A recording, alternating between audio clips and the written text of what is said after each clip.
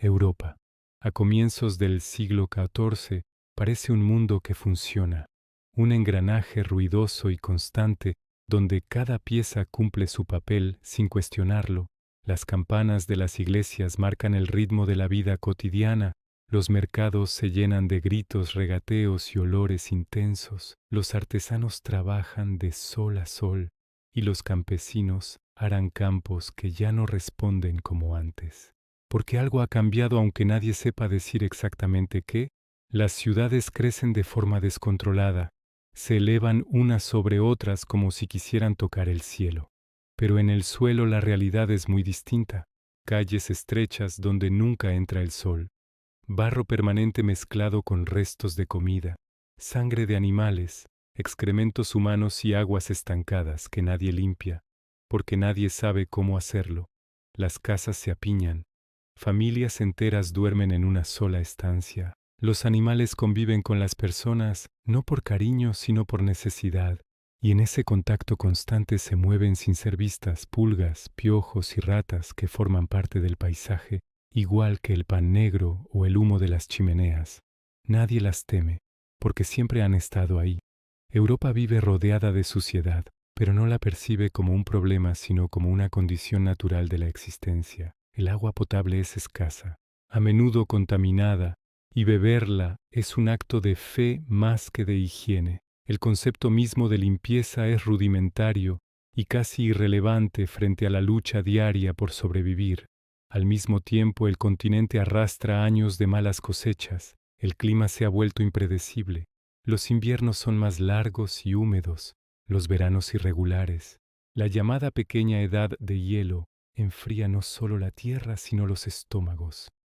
El hambre se convierte en una compañera habitual y silenciosa. Cuerpos debilitados, defensas bajas, generaciones enteras creciendo malnutridas, sin saber que esa fragilidad será decisiva cuando llegue el golpe definitivo, porque un pueblo hambriento es un pueblo sin resistencia. La medicina poco puede hacer. Los médicos siguen textos antiguos, practican sangrías, aplican ungüentos inútiles y recitan teorías heredadas de tiempos romanos y griegos que ya no explican nada. La enfermedad se interpreta como un desequilibrio de humores, como un castigo divino o como aire corrompido. Nadie concibe que algo invisible pueda viajar de cuerpo en cuerpo. No existe la idea del contagio como la entendemos hoy. Morir es algo habitual y a la vez incomprensible. Se muere. Joven, se muere mucho. Se muere sin preguntas, la religión domina cada rincón de la mentalidad medieval. Dios explica lo que la razón no alcanza. Si algo va mal, es porque alguien ha pecado. Si una ciudad sufre, es porque ha ofendido al cielo. Esta visión no tranquiliza, inmoviliza, porque si el dolor es voluntad divina, no hay defensa posible, solo resignación o fanatismo. Mientras tanto el comercio vive una edad dorada, rutas terrestres y marítimas conectan Europa con Asia y África, especias, sedas, metales y riquezas circulan sin descanso, los puertos hierven de actividad, los barcos llegan cargados hasta los bordes y parten de nuevo, sin apenas descanso. Es el primer mundo verdaderamente interconectado, una red global primitiva pero eficaz, y en esa red no solo viajan mercancías y personas, también viaja lo que nadie ve ni sospecha. Los ejércitos se mueven constantemente, guerras locales, conflictos dinásticos, soldados que recorren largas distancias, duermen hacinados, mal alimentados, enfermos llevando consigo todo lo que se pega al cuerpo humano. Cada desplazamiento es una grieta más en una muralla que ya está resquebrajada, pero pese a todo no hay pánico, no hay sensación de amenaza inminente. La gente se casa, tiene hijos, reza, comercia y sueña con el mañana. Europa no sabe que está sentada sobre un barril de pólvora biológica, no sabe que cada mercado abarrotado, cada puerto activo, cada calle sucia y cada cuerpo debilitado forman parte de una ecuación mortal. El mundo medieval cree que lo ha visto todo, hambre, guerra, muerte, cree estar preparado para cualquier desgracia, pero está a punto de descubrir que existen horrores para los que no hay memoria ni palabras, porque lo que se acerca no será una guerra ni una hambruna más, no tendrá rostro ni estandarte, no vendrá anunciada, se deslizará lentamente por los caminos del comercio y de la vida cotidiana, y cuando Europa se dé cuenta de que algo va mal, ya será demasiado tarde, porque este mundo aparentemente estable, ruidoso y vivo, en realidad está exhausto, debilitado y listo para colapsar. Solo necesita una chispa, y esa chispa ya ha empezado a arder muy lejos, en silencio. Muy lejos de las catedrales europeas, de los mercados abarrotados y de las campanas que marcan las horas en Occidente, el horror ya ha nacido, no con una explosión ni con un grito, sino con algo mucho más inquietante, con rutina, con comercio, con vida cotidiana, en las vastas estepas de Asia Central, donde caravanas interminables cruzan desiertos y montañas, donde imperios conectan mundos que antes no se tocaban, la historia empieza a torcerse sin que nadie lo advierta. El gran imperio mongol ha logrado algo inaudito, unir Oriente y Occidente bajo una red comercial gigantesca, segura y constante, rutas por las que viajan sedas, especias, metales preciosos, ideas, religiones, y también la muerte, pero una muerte diminuta, invisible, alojada en cuerpos que no importan, en ratas que nadie mira y en pulgas que nadie nota. En algún punto de estas rutas, probablemente en regiones cercanas al actual norte de China o Asia Central, una bacteria encuentra el entorno perfecto para prosperar. Salta de animales salvajes a roedores, de roedores a pulgas y de pulgas a humanos, pero este proceso no es inmediato ni espectacular. Es lento, silencioso, constante, como una sombra que se alarga al caer la tarde. Las caravanas siguen avanzando, los mercaderes siguen comerciando. Nadie enferma de forma que parezca extraordinaria, porque en el mundo medieval la muerte es frecuente y rara vez se investiga. Cuando alguien cae enfermo se asume que es el clima, el cansancio, los dioses o la mala fortuna. Nadie detiene una caravana por unos pocos muertos. Nadie sospecha que algo nuevo está viajando con ellos, algo que no necesita pasaporte ni escolta, algo que no entiende de fronteras ni de imperios. Los caminos del comercio se convierten sin saberlo en autopistas para el desastre. Cada parada, cada ciudad, cada campamento nocturno es una oportunidad para que la infección se asiente, para que las ratas bajen de los carros, para que las pulgas encuentren nuevos cuerpos. Y mientras tanto el mundo sigue funcionando, los puertos del Mar Negro reciben mercancías del este, las ciudades prosperan, los comerciantes se enriquecen, pero en ese intercambio constante se está incubando una tragedia global. Hay episodios que parecen casi anecdóticos, pero que hoy resultan escalofriantes, como asedios en los que ejércitos enteros enferman sin explicación, ciudades donde la gente empieza a morir en cantidades inusuales. Pero la información viaja despacio, fragmentada, deformada por rumores. Nadie conecta los puntos. Nadie ve el mapa completo, porque nadie piensa a escala global. Para el hombre medieval el mundo es local, su ciudad, su región, su fe. Lo que ocurre más allá es casi irreal, y esa incapacidad para comprender la magnitud de lo que se mueve es la mayor ventaja del enemigo, porque la peste no avanza como un ejército, no anuncia su llegada, no necesita conquistar ciudades, simplemente se deja llevar, se adapta, espera, y cuando encuentra el cuerpo adecuado, actúa con una violencia que nadie ha visto jamás. Pero aún no ha llegado el momento del estallido. Por ahora es un susurro, un murmullo en los márgenes del mundo conocido, una enfermedad más entre muchas, aunque ya está viajando en barcos en sacos de grano, en ropas en pieles, en cuerpos agotados, avanzando inexorablemente hacia el oeste, hacia Europa, que ni imagina que el reloj ya ha empezado a correr, porque el horror no nace cuando la gente empieza a morir en masa. El horror nace antes cuando todavía podría haberse detenido, y nadie lo hace porque nadie sabe que existe.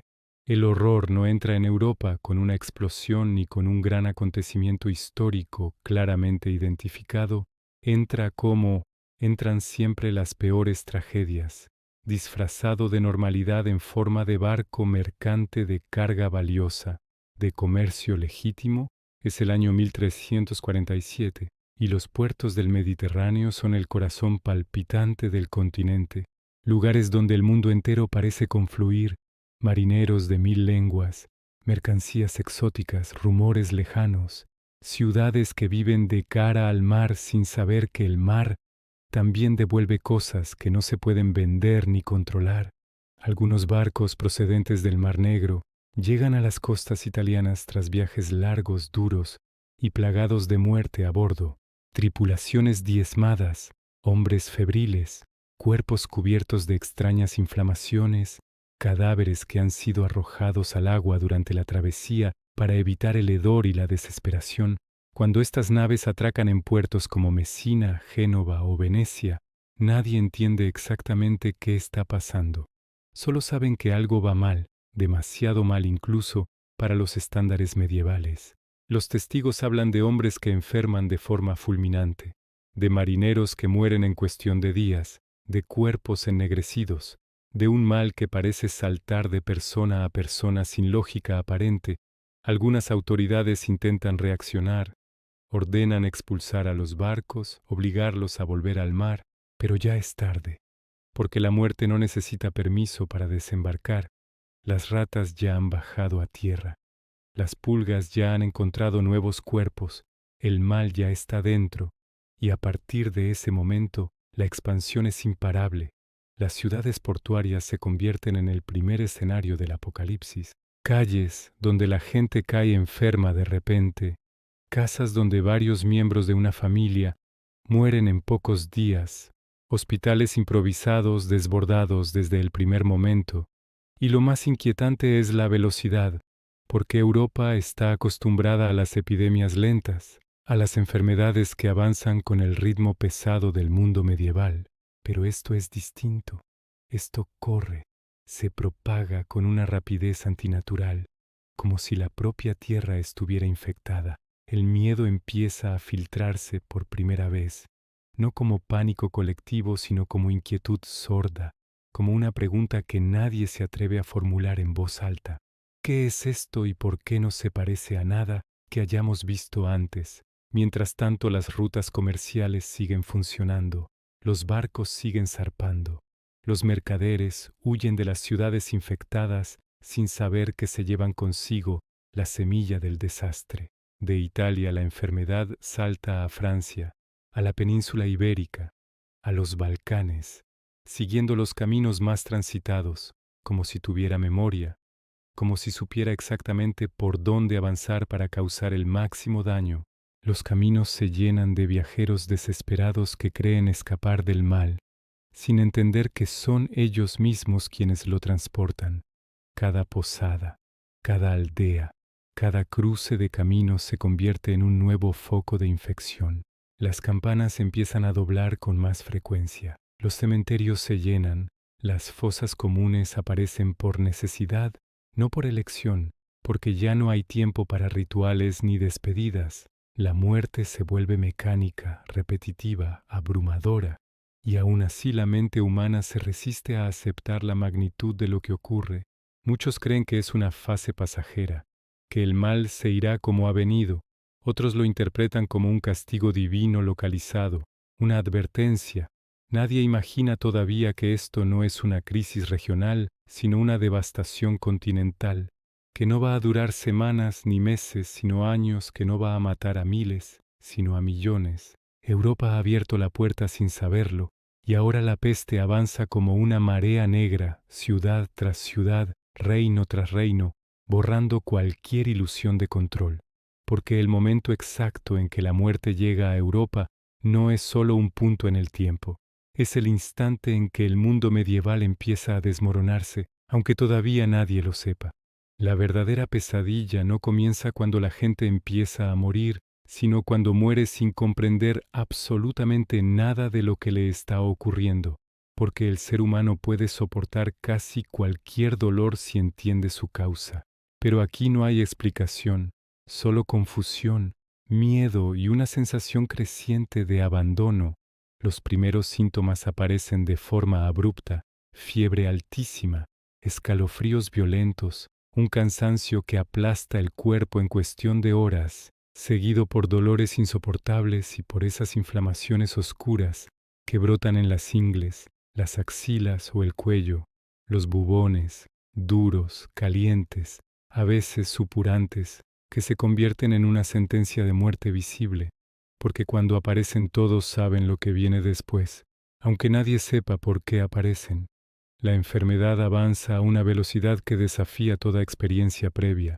Personas que por la mañana caminan y hablan, caen delirantes al anochecer, y al día siguiente están muertas.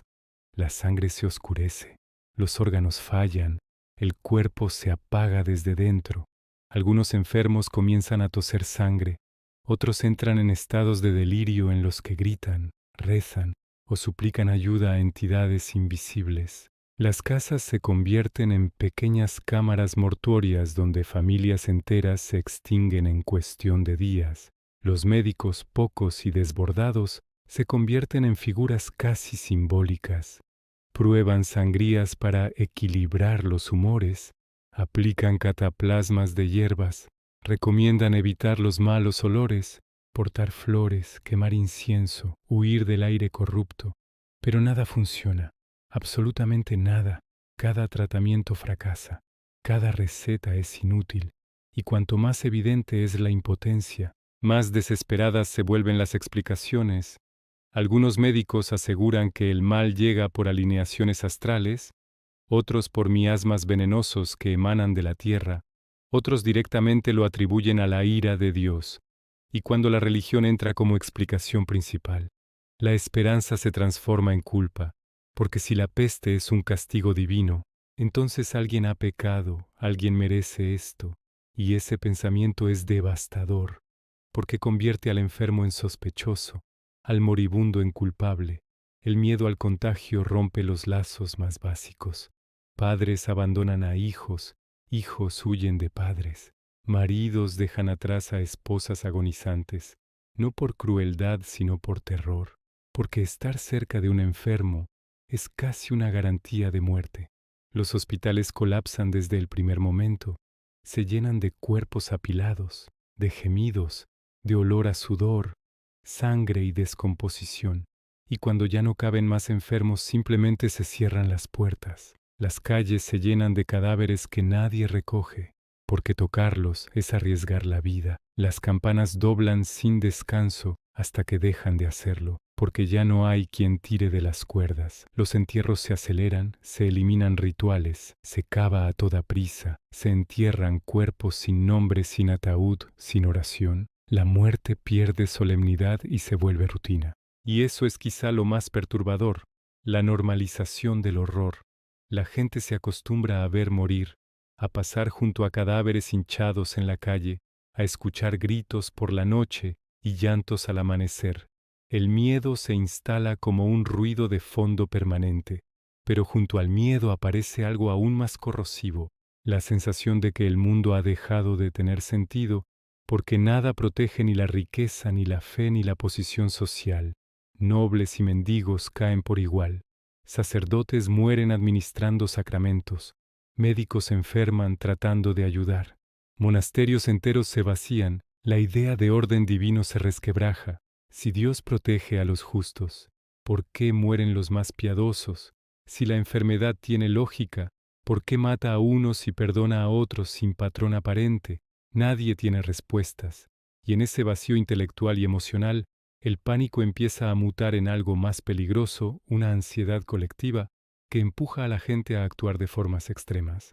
Porque cuando el ser humano no entiende, imagina, y cuando imagina bajo miedo se prepara para lo peor, pero todavía no lo sabe. Todavía cree que esto es el fondo del abismo, cuando en realidad solo está descendiendo, porque la peste no solo está matando cuerpos, está deshaciendo la confianza, la compasión y la estructura mental de toda una civilización. Y cuando eso ocurre, lo que viene después siempre es aún más oscuro. Cuando la peste deja de ser solo una enfermedad y se convierte en una presencia constante, cuando ya no es un brote aislado, sino una realidad que invade cada rincón de la vida cotidiana, el miedo cambia de forma y se vuelve peligroso, porque el ser humano puede convivir con el dolor, pero no con la incertidumbre absoluta. Y en ese vacío de explicaciones, la razón se rompe. Las ciudades ya no funcionan como comunidades, sino como animales heridos que reaccionan por instinto. Aparecen movimientos de penitencia extrema. Columnas de flagelantes recorren caminos y plazas azotándose públicamente, cubiertos de sangre, convencidos de que solo el sufrimiento voluntario puede aplacar la ira divina. Cantan, rezan, lloran, se golpean hasta caer exhaustos, y multitudes los siguen porque ofrecen algo que nadie más tiene, una explicación, aunque sea aterradora, porque aceptar que Dios castiga es menos angustioso que aceptar que nadie controla nada. Pero estas procesiones no traen consuelo, traen más contagio, más cuerpos juntos, más pulgas saltando de piel en piel, y la peste avanza aún más rápido. Al mismo tiempo surge la necesidad de señalar culpables, porque si hay castigo debe haber culpables. Comunidades enteras se convierten en objetivos, minorías religiosas, extranjeros, mendigos, cualquiera que sea diferente. Los rumores se propagan con la misma velocidad que la enfermedad. Se acusa a grupos de envenenar pozos, de conspirar, de atraer el mal, y esas acusaciones se traducen en violencia real, linchamientos, expulsiones, masacres, pogromos que arrasan barrios enteros, mientras la peste sigue matando sin distinguir entre verdugos y víctimas. La lógica ha desaparecido, pero la rabia necesita un objetivo. Los gobiernos locales intentan reaccionar. Algunos decretan cuarentenas, cierran puertas de ciudades, prohíben mercados, pero estas medidas llegan tarde o se aplican de forma brutal, dejando a miles atrapados dentro de zonas infectadas o expulsando a enfermos al campo para que mueran lejos de la vista. La solidaridad se rompe, ayudar se convierte en un riesgo mortal, y poco a poco se instala una ética nueva y oscura. Sobrevivir es más importante que cualquier valor previo. El abandono se normaliza, los enfermos son aislados no para curarlos, sino para proteger a los sanos. Las casas marcadas, las puertas selladas, familias enteras condenadas a morir dentro sin asistencia. Los muertos se cuentan por cientos, luego por miles, luego dejan de contarse. Los escribanos ya no anotan nombres sino cifras aproximadas, cuando las anotan, porque en muchos lugares ni siquiera eso. El colapso es total, el comercio se detiene, los campos quedan sin manos que los trabajen, los animales vagan sin dueño, las ciudades huelen a descomposición, a humo y a miedo. El sonido constante ya no son los mercados, sino los carros que transportan cadáveres. Las fosas comunes se multiplican, abiertas a toda prisa, llenas hasta el borde, cubiertas sin ceremonia, porque no hay tiempo ni fuerzas para honrar a cada muerto. La peste no solo está matando personas, está borrando las reglas, las jerarquías, las certezas, los lazos sociales que mantenían unido al mundo medieval. El tiempo mismo parece distorsionarse, los días se confunden, el futuro deja de existir. Solo hay un presente asfixiante dominado por la pregunta de quién será el siguiente. Y en medio de ese caos mental y social surge una paradoja terrible. Algunos empiezan a vivir como si no hubiera mañana excesos, fiestas desesperadas, placeres llevados al límite, porque si la muerte es inevitable, al menos que no llegue con las manos vacías. Otros hacen lo contrario y se encierran, se aíslan, rompen todo contacto humano. Dos respuestas opuestas al mismo terror, pero ninguna detiene el avance de la enfermedad, porque la peste no negocia con el fanatismo ni con el hedonismo, sigue su curso implacable, y mientras tanto el mundo medieval se descompone desde dentro, no con un gran colapso repentino, sino con millones de pequeñas decisiones tomadas bajo miedo, decisiones que transforman a vecinos en enemigos, a la fe en violencia, a la supervivencia en una lucha solitaria, y cuando la razón colectiva se rompe de esta forma, el daño ya no se mide solo en muertos, sino en algo mucho más profundo y duradero, la pérdida de humanidad compartida. porque en este punto la peste ha logrado su victoria más silenciosa, no solo matar cuerpos, sino convertir a toda una civilización en un lugar irreconocible para quienes aún siguen vivos. Cuando la peste empieza a retirarse, no lo hace como una tormenta que se aleja, dejando el cielo limpio. Se va como se van las pesadillas más profundas, despacio, sin avisar, dejando a los supervivientes en un silencio espeso que resulta casi más insoportable que el ruido del horror, porque de pronto el mundo sigue en pie, pero ya no es reconocible. Las ciudades están medio vacías, barrios enteros sin voces, sin niños, sin mercados, casas cerradas para siempre, puertas que nadie volverá a abrir. Los caminos que antes servían de viajeros ahora están desiertos. Los campos aparecen abandonados, sin manos que los trabajen, con cosechas perdidas que nadie recogerá, animales vagando sin dueño, y una sensación generalizada de vacío que se instala en la mente colectiva. Se calcula que entre un tercio y la mitad de la población europea ha desaparecido. Pero más allá de las cifras, lo que realmente cambia es la percepción de la vida, porque los supervivientes han visto demasiado, han visto morir a padres, hijos, vecinos, sacerdotes, médicos, han visto colapsar todo aquello que se suponía sólido, y ya no pueden creer como antes la muerte ha dejado de ser una idea abstracta para convertirse en una experiencia íntima, cotidiana, imborrable, y ese trauma tiene consecuencias profundas. La escasez de mano de obra transforma la economía de forma radical. Los campesinos que sobreviven descubren que ahora son necesarios, que su trabajo vale más, que pueden exigir mejores condiciones, salarios más altos, menos cargas feudales. El viejo orden empieza a resquebrajarse, la nobleza pierde poder. Los señores feudales se ven obligados a negociar, y aunque intentan frenar estos cambios con leyes represivas, la semilla ya está plantada. El mundo medieval jerárquico y rígido empieza a ceder, lentamente pero sin marcha atrás. Al mismo tiempo la Iglesia sale profundamente dañada, no solo por la enorme mortalidad entre el clero, sino por la pérdida de credibilidad.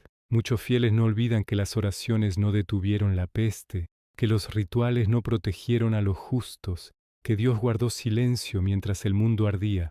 Esto no destruye la fe de golpe, pero la transforma, la vuelve más íntima para algunos, más crítica para otros, y abre la puerta a nuevas formas de pensamiento.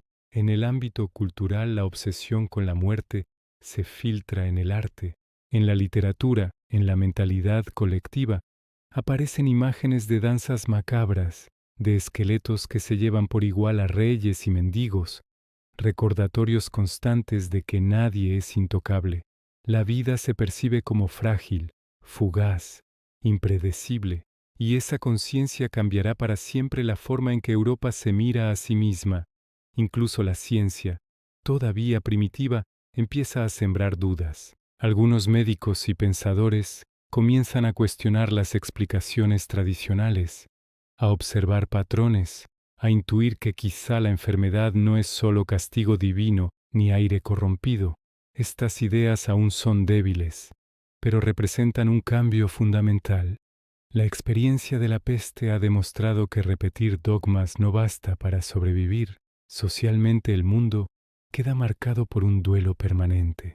Generaciones enteras crecen rodeadas de ausencias, de historias truncadas, de pueblos desaparecidos, y ese vacío genera una mezcla extraña de miedo y oportunidad, porque tras la devastación surge también una sensación de recomienzo, de que todo puede reconstruirse de otra manera. La peste no ha terminado con la humanidad, pero la ha forzado a mirarse al espejo y aceptar su vulnerabilidad.